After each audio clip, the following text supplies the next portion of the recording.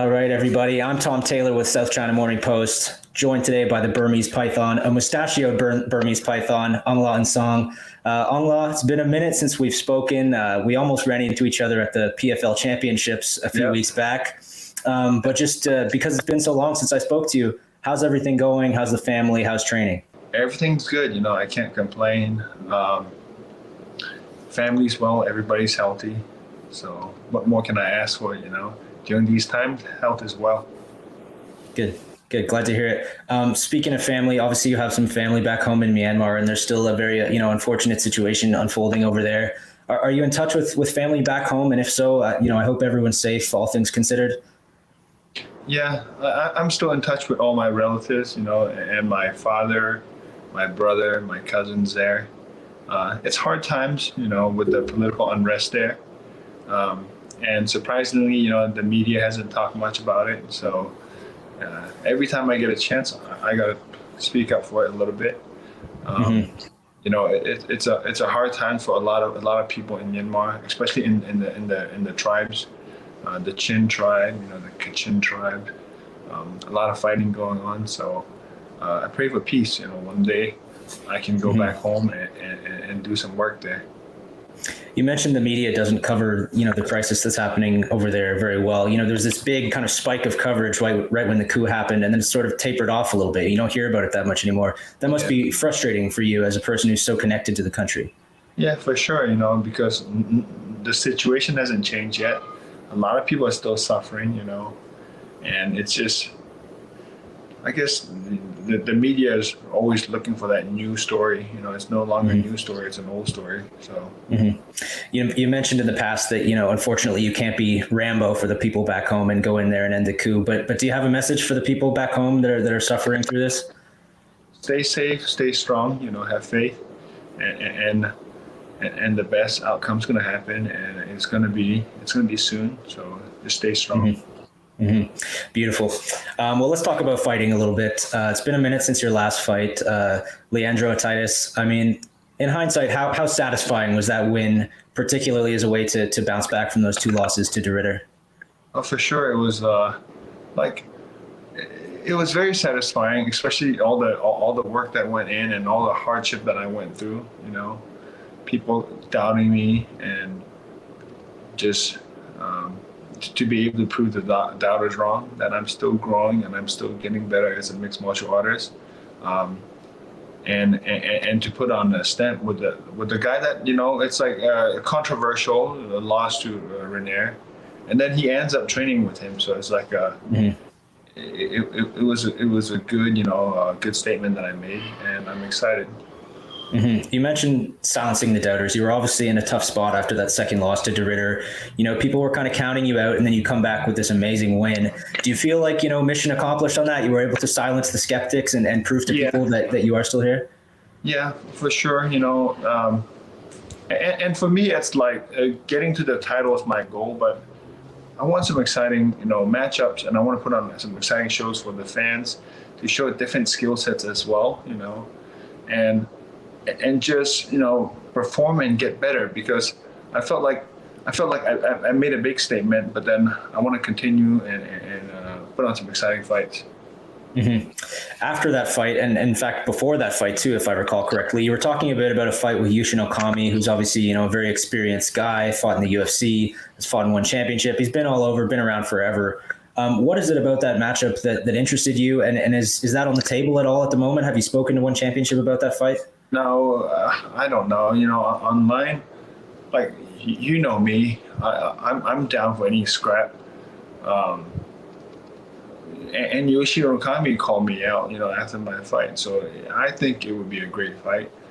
He's somebody that I used to watch, and if you got two good, one of the best Asian middleweights, so.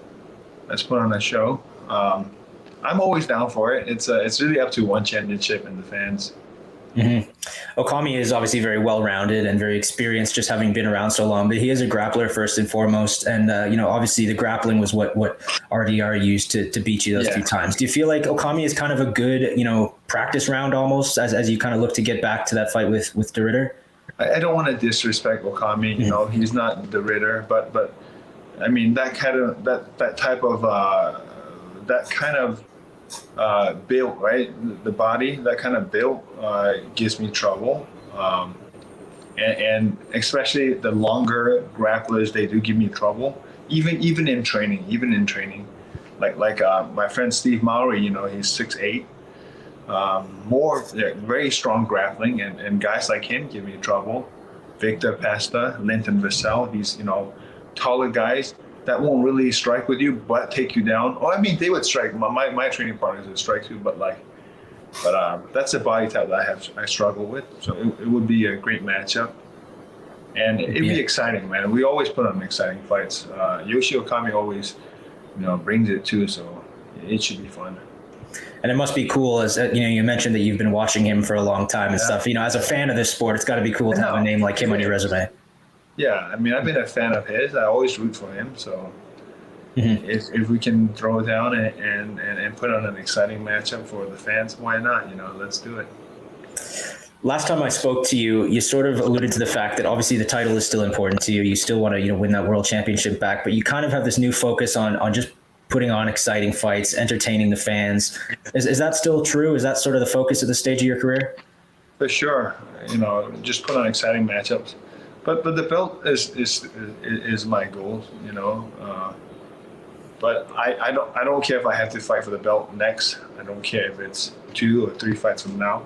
I just want to prove myself and continue to grow as a mixed martial artist, and be a good athlete that fans want to watch. You know. When you look at guys like Robbie Lawler, who's obviously a training partner of yours down there, you know, who was a champion before, doesn't have the belt anymore, but is still just must-watch TV every time. You know, if there's a Robbie Lawler fight on the weekend, fans are going to tune in. Do you kind of draw inspiration from guys like him and perhaps, you know, Max Holloway, who were champions and lost their belts, but are still just must-watch TV and really highly regarded? No, I think it's I don't draw it from them. It's how we are, you know, how we are as a person. We're humble, hardworking family men that wants to provide and wants to. This is what we love, you know. The sport of MMA is what we love, and as a fan, we want to put on a show for the fans as well, you know. As you said, I've talked to Robbie, you know, like I got to spend some time like last week, and he has that same approach. Very humble, very good guy, you know. He loves the sport. He's been doing it since he was a teenager, you know. So this is what you get. It's like the byproduct. It's not that I'm like, oh, I want to be like those guys. It's just how we are. Well, you certainly entertain pretty much every time you're in the one championship cage. I'll never forget that doubleheader in Tokyo with the 2 cards back to back. And, you know, I have to admit, you know, towards the end of the second card, a lot of us journalists were starting to fade. But then when you came out and fought Brandon Vera, it just like revived the entire arena. I mean, it was incredible to watch. It was an amazing fight. As you said, the goal is always still. That's the thing that people remember. You know, that's the thing that people remember. People don't remember a boring fight. You know, people are not drawn to those kind of fights. They want to watch good mixed martial arts, especially now that people are getting more educated in mixed martial arts. They have that hunger to see good mixed martial arts. You know, so that's what I want to provide. I think you do provide that. I think you can rest easy knowing you do provide that. You've mentioned obviously that the title is still the goal for you. I mean, what do you feel like you have to do to earn a rematch with De Ridder at this point? I don't know. I'm one of the, like, in one championship history, I'm one of the most dominant champion. You know, I would like them to give me a rematch. There's 2 mindsets. You know, like when you're defending, your mindset is something, and when you're conquering, when you're trying to, when you're attacking, it's a different mindset. You know, my mindset is to get my belt back, to attack, and if I were to be matched up with Renier again, it would be a different fight for sure. What do you have to do differently in that potential third fight to make sure you come out on top this time? Is there anything, you know, that stands out from the first 2 fights? Just grapple him, and then use my hands. So, do you have any prediction for how that third fight might go? I mean, of course, I predict myself winning by a knockout, but I'm ready for anything, and I'm coming after something that that I believe that I'm gonna get. So it's gonna be a different style fight. You're obviously a very, very classy guy. Not a lot of ill will for your opponents generally, but you have called De Ridder a one-trick pony. You're clearly frustrated a little bit by his style. Is there any bad blood between you guys at this point, or is it still purely professional? I don't. He might.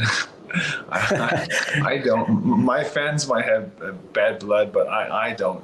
I just see it as like a puzzle I have to solve. Like somebody that's going to make me a better person, a better mixed martial artist.